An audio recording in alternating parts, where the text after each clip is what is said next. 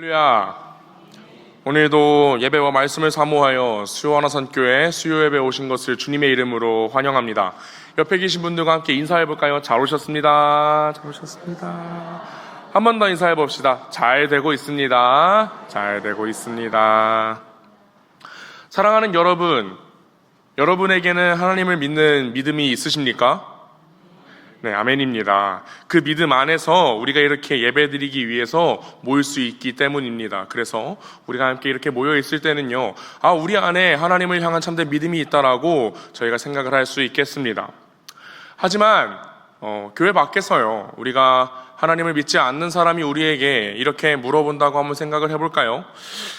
당신은 하나님을 믿는다고 하는데 그 믿음을 저에게 어떻게 보여줄 수 있겠습니까? 이 질문에 대한 대답은요, 그렇게 간단하지 않습니다. 저한테는 이 휴대전화가 있죠. 이 휴대전화가 있는데요, 제가 여러분에게 저는 휴대폰을 가지고 있습니다라고 이야기했을 때 여러분이 전도사님이 휴대폰 가지고 있는 걸 보여주세요 라고 말씀하시면 여기 있습니다 라고 보여드릴 수 있어요. 하지만 믿음은 다르죠. 믿음은 눈에 보이는 어떤 물체나 그런 무언가가 아니고, 사실 그 믿음에 대해서 무언가 설명을 해 주어야 하는 것 같은데 이것에 대해서 어떤 특별한 훈련이나 무언가 정리가 되어 있지 않는 사람들에게는요, 내 믿음에 대해서 설명하는 것조차도 그렇게 쉽고 간단한 일은 아닙니다. 하지만 그런 상황 속에서도 우리는 세상 가운데 우리의 믿음을 보여주어야 합니다. 우리의 믿음이 무엇인가라는 것에 대해서 세상이 알 수 있게 해 주어야 합니다. 예수님께서 하늘로 다시 올라가시면서 나의 증인이 되어달라고 부탁하셨기 때문에 우리는 예수 그리스도께서 누구이시고 그분이 무엇을 하셨는가를 세상에 전해야 하고요, 그를 통해서 우리도 누군가를 통해서 그 복음을 들었고 나도 그 복음을 전해야 하는 의무가 있기 때문입니다. 하지만 말씀드렸다시피 그 믿음에 대해서요, 그 복음에 대해서요, 그 눈에 보이지 않는 그런 그 은혜에 대해서 이야기하고 증언하는 것은 결코 쉬운 일이 아닙니다. 어떻게 우리가 우리의 믿음을 세상 가운데 보여주며 소개해 줄 수 있을까요? 사도 야고보가 우리에게 전해주는 하나님의 말씀을 통해서요, 오늘 우리가 어떻게 그것이 가능한가를 함께 기억해 보기를 원합니다. 사실 우리가 잘 알고 있고 익숙하게 들어왔던 이 말씀을 다시 한번 우리 마음 가운데 깊숙이 묵상하면서요, 예수 믿는 자로서, 그리스도인으로서 우리가 이 땅 가운데 하나님의 그 명령, 하나님께서 우리에게 부탁하신 그 말씀을 어떻게 이루며 살아갈 수 있을지를 함께 고민하게 되시기를 주님의 이름으로 간절히 소망합니다. 야고보는 이 믿음에 대해서 이야기하면서 먼저 죽은 믿음에 대해서 이야기를 합니다. 15절과 16절의 이야기를 우리에게 제시하는데요, 한번 한 목소리로 같이 읽어볼까요? 시작. 만일 형제나 자매가 헐벗고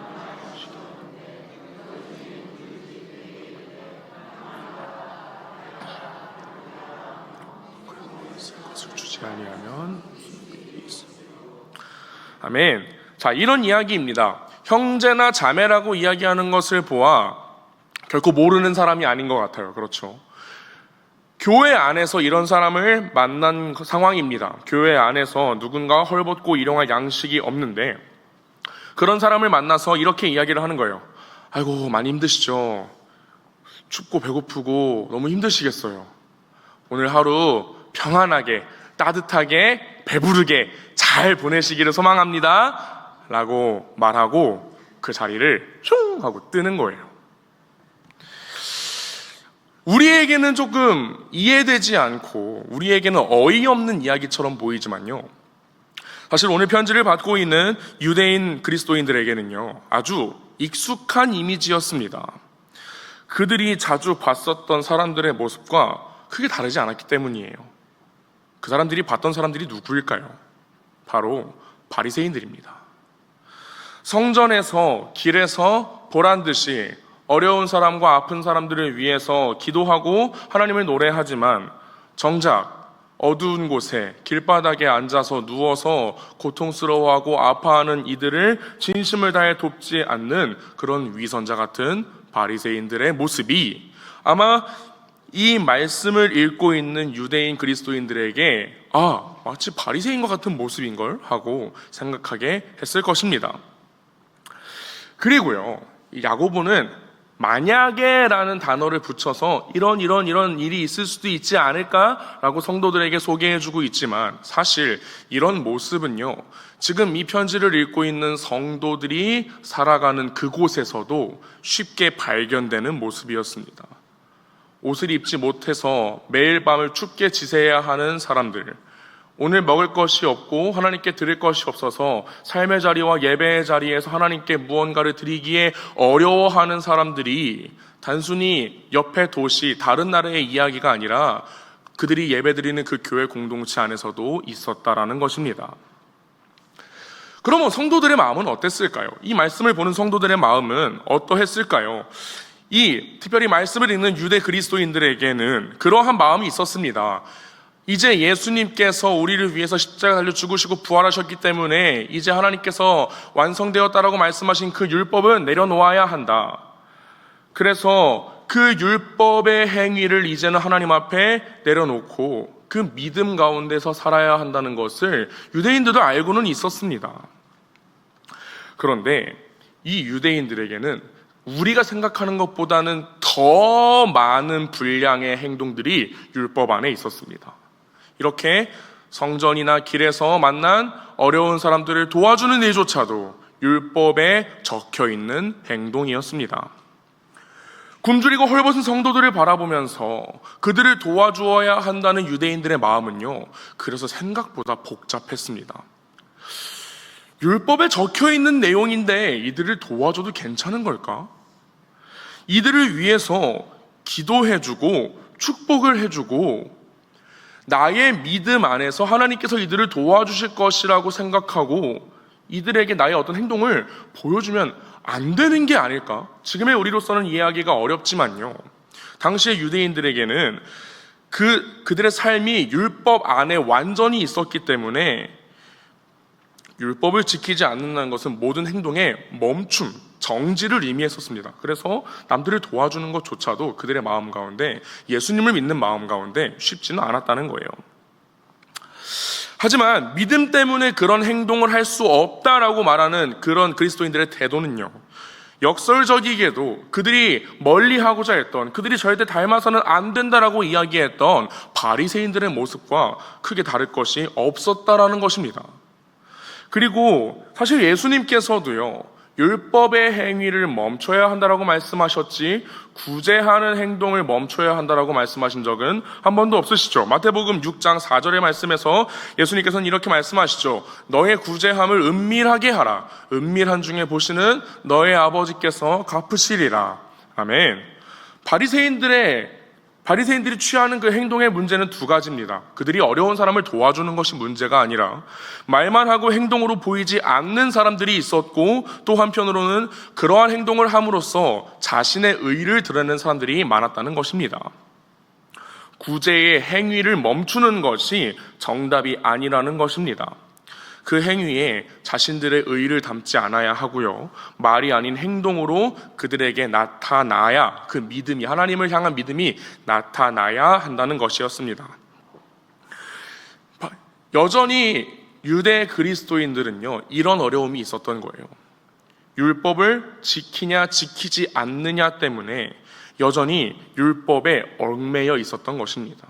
율법을 지켜도 얽매여 있는 것이었고요, 율법을 지키지 않아야 한다는 부담 때문에도 당시 유대 그리스도인들은 율법에 얽매여 있었다는 거예요.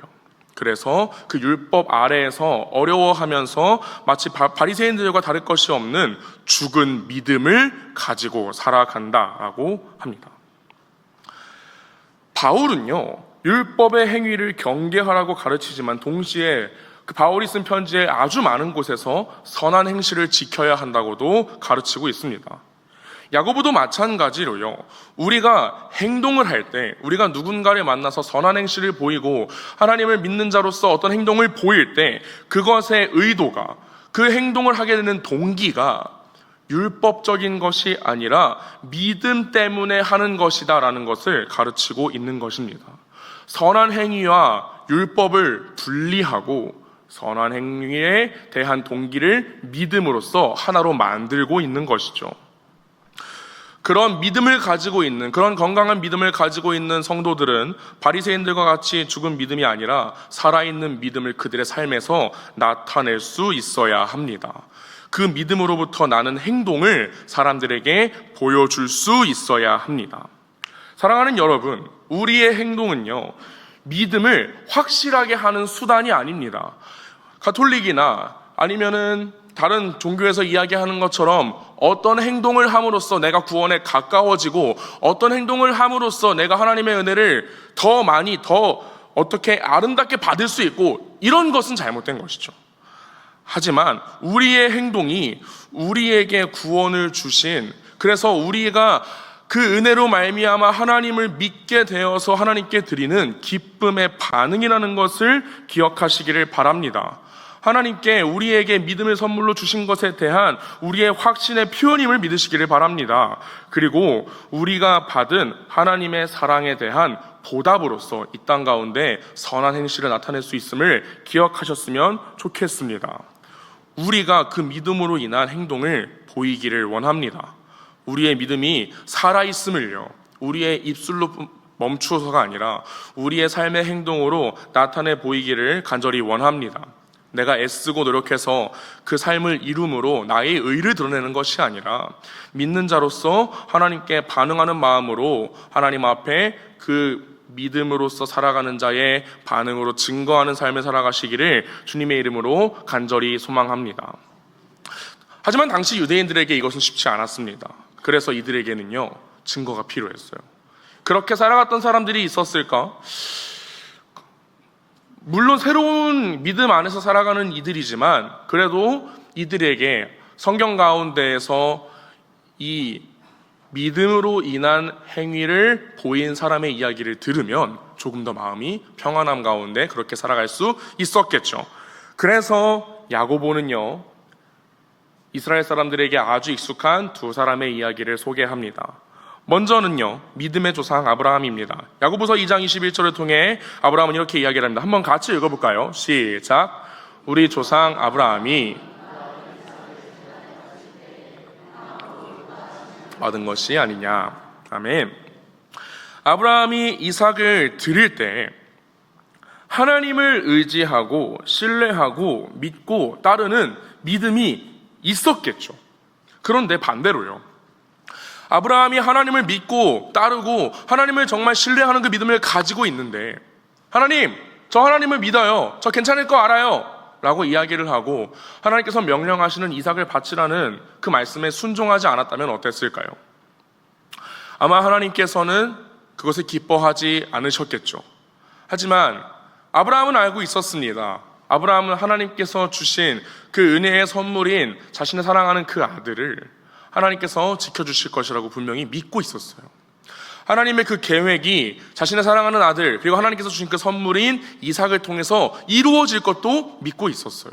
그래서 아브라함은요, 하나님을 신뢰하고 하나님을 믿는 그 마음 가운데 이삭을 제단 위에 올려놓습니다.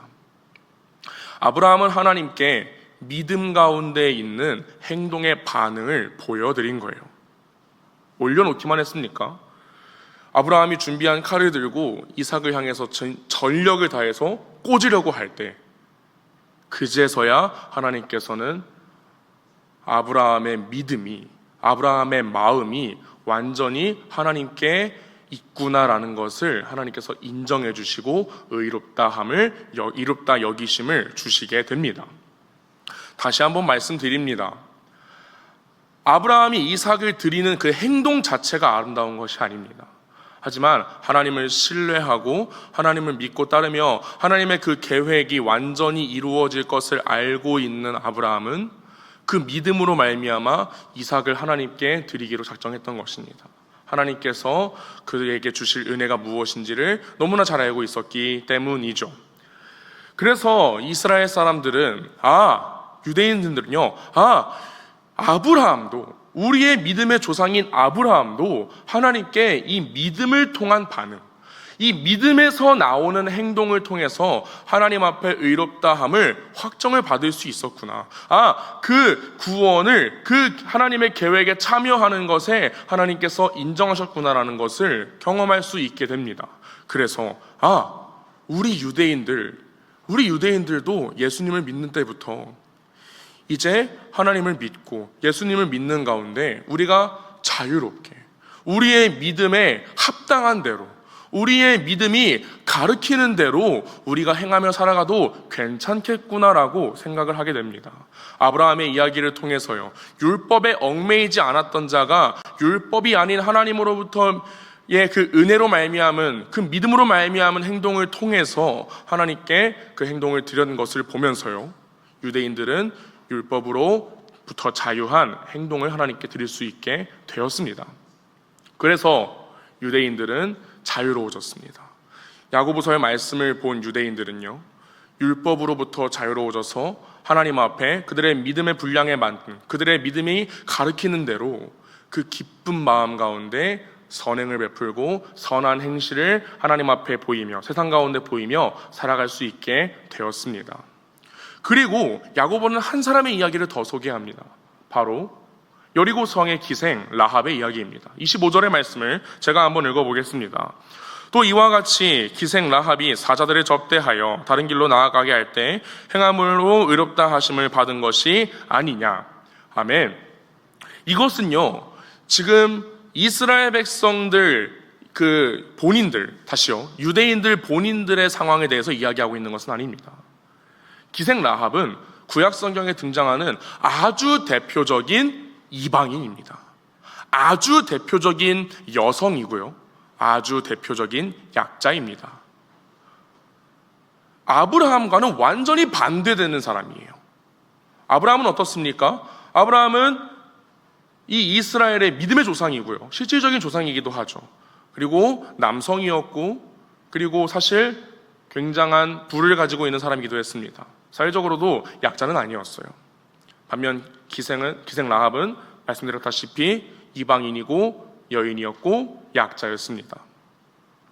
하지만 하나님 앞에 그 믿음을 가지게 되었을 때, 그리고 그 믿음을 가지게 됨으로 말미암아 그들이 믿음이 행동으로, 그 반응으로 나타났을 때 하나님 앞에 의롭다함을 받는 것은요, 동일하다라는 것을 야고보가 이야기를 해주고 있습니다. 제가 비교를 해서 띄워드렸으면 참 좋았을 텐데, 사실 아브라함과 기생이 행함으로 의롭다 하심을 받은 것이 아니냐라는 이 말은요, 정확히 똑같은 말로 쓰여 있습니다. 유대인이나 이방인이나, 남자나 여자나, 종이나 자유인이나 그리스도 안에서 하나 된 교회 공동체 안에서는요, 그 누구도 참된 믿음을 가지고 하나님 앞에 행할 수 있다라는 것을 25절의 말씀을 통해서 보여주고 있는 것입니다. 유대 그리스도인들이 가지고 있는 또 하나의 어려움은 그것이었거든요. 우리는 그래서 선한 행실이 무엇인지 아는데, 우리는 선한 행실이 무엇인지를 알고 그것을 하나님의 믿음으로 말미암아 우리가 기쁘게 행할 수 있는데, 이방인들은 선한 행실이 무엇인지 모르고 그렇게 살아가면서 그들이 믿는다고 한들 하나님 앞에 어떻게 선한 행실을 보일 수 있겠냐, 이것이 당시 유대 그리스도인들에게 큰 어려움이 있었습니다. 하지만 그들이 하나님을 믿는 가운데, 그들이 하나님께 기쁨으로, 그 믿음의 반응으로 드리는 그 행동, 그것이 기생 라합의 모습처럼 하나님 앞에 드려졌을 때 이방인들의 모습도 하나님께서 기뻐하실 것이다라는 것을 25절의 말씀을 통해서 보여주고 있는 것입니다. 우리는요, 언젠가는 기생 라합과 같은 믿음을 가지고 있었습니다. 그래서 그 내용도 잘 모르고 하나님께서 어떤 행실을 기뻐하실까를 배워가는 과정 가운데에서도 하나님 앞에 믿는 마음을 드렸었습니다. 그리고 하나님 앞에 그 믿음을 통해서 내가 하나님께 기쁨으로 드리는 반응을 하나님께 올려드리기 위해서 끊임없이 노력했었죠. 그리고 점차 기생 라합의 모습에서 아브라함의 모습으로 옮겨가고 있었습니다. 언젠가 우리는 믿음이 상당히 많이 자라난 상태에 이르게 되었고요. 그리고 이제는 유대인의 자리에서 새롭게 교회에 찾아오는 이들의 모습을 보게 됩니다. 처음 교회에 오신 분들의 모습을 보면 어떤가요? 굉장히 서툴죠. 쓰는 단어나 보이는 행동이나 여러 가지 그들이 예배를 드리는 태도나 삶을 살아내는 모습을 통해서도요, 참으로 아직 배워야 할 게 많다는 것을 우리가 발견하곤 합니다. 우리의 모습도 그랬었던 것 같이 그들의 모습도 그런 것이죠. 하지만 우리는 가끔 그런 분들에 대해서 이렇게 하면 안 되는데, 저렇게 하면 안 되는데 라고 하면서 우리가 또 판단하고 우리의 생각대로 그들의 믿음을 시험하고는 합니다. 하지만 그들이 하나님 앞에 그 기쁜 마음을 드리는 가운데 정말 하나님께서 주시는 마음 안에서 하나님께 기쁨과 감사를 올려드리는 행동의 태도로 그들의 행위를 보여드린다면 하나님께서는 그것을 기뻐하실까요? 기뻐하지 않으실까요? 우리는 대답을 알고 있습니다. 하나님께서는 분명히 그 마음을 기쁘게 받으시고 그 믿음 가운데서 나타나는 그 열매로 나타나는 행동을 하나님께서 기뻐 받아주실 겁니다. 우리는 그 생각을 가지고 있어야 합니다. 우리는 그 마음을 가지고 있어야 합니다. 이방인으로서 찾아오는 새로운 이들에게 우리의 마음을 열 수 있어야 합니다. 이번에 일청년부에 올해 참 많은 새신자들이 왔어요. 거기에는 다른 교회에서 이사를 오시는 분들도 있지만 이번에 새롭게 하나님을 믿고자 하는 이들도 참 많습니다. 저는 그런 친구들을 볼 때마다 기쁜 마음도 있지만 걱정되는 마음도 있어요. 교회에 잘 정착할 수 있을까? 예배 잘 드릴 수 있을까? 이 친구들이 하나님 앞에서 잘 살아낼 수 있을까? 근데 이번 말씀을 준비하면서 저는 그런 생각을 하게 됐습니다. 그걸 내가 판단할 수 있는 걸까? 그들의 행함이, 그들이 하나님을 믿게 돼서 그들이 하나님 앞에 정말 그 기쁨의 고백을 드릴 때 그들이 어떤 모습을 보인다고 해서 내가 그걸 판단할 수 있는 사람일까? 라는 생각을 하게 되었습니다. 그래서 이번 주에 그 친구들을 만나게 되면요, 그들이 하나님 앞에서 드리는 그 모든 반응을 저의 기쁨으로 받아들이기로 결심을 했습니다. 사랑하는 여러분, 우리 수원항산교회는 복음으로 사람을 살리고 키우고 고치기를 원하는 교회입니다. 복음으로 사람이 살아나고 키워지고 고쳐 나아가는 과정을 바라보는 것이 우리의 기쁨이기로 확신한 교회입니다. 하지만 그것은 우리의 마음에 들지 않을 수 있어요. 우리 생각에는 맞지 않을 수도 있어요. 하지만 하나님께서 그 한 명 한 명, 그 한 영혼 한 영혼을 찾아가신다는 것을 우리가 기억했으면 좋겠습니다. 복음으로 사람이 사라지는 것, 나의 생각대로 사라지는 것이 아니라 그 복음을 통해서 그 사람이 하나님의 뜻 안에서 세워지고 키워지고 고쳐짐으로 하나님 앞에서 기쁨의 반응을 드리게 되는 것을 우리가 지켜봤으면 좋겠습니다. 그래서 우리 교회 안에서 믿음을 오래 지키신 분들이나 믿음을 이제 막 지키신 분들이나 그 누구든지 하나님 앞에서 행함이 가득한, 기쁨의 반응으로 가득한 그 믿음을 보이고 나누고 서로 함께 기뻐할 수 있는 그런 교회가 되기를 주님의 이름으로 간절히 소망합니다. 야고보는 2장을 이렇게 마무리합니다. 2장 26절의 말씀입니다. 영혼이 없는 몸이 죽은 것과 같이 행함이 없는 믿음은 죽은 것이니라. 아멘. 계속해서 반복하는 이야기지만요, 행함과 믿음은 분리할 수 없습니다. 행함만을 가지고 있을 수도 없고요, 믿음만을 가지고 있을 수도 없습니다. 증거되지 않는 그 믿음은 하나님께서도 그렇게 기뻐하지 않으실 수 있습니다. 하나님께서 그 가지가 말랐을 때 불에 살아버릴 것이라고 하나님께서 말씀하셨기 때문이죠. 반대로 그저 믿음 없이 행하는 것도 잘못된 것이겠죠. 믿음도요, 행위도요, 다 중요합니다. 건강한 믿음을 가지고 있는 것도 중요하고 그것을 통해서 건강한 반응으로서 선한 행실을 지키는 것도 중요합니다. 영혼이 없는 몸이 있을 수 없는 것과 같이 행함이 없는 믿음은 세상에 없다는 것을 기억하시기를 바랍니다.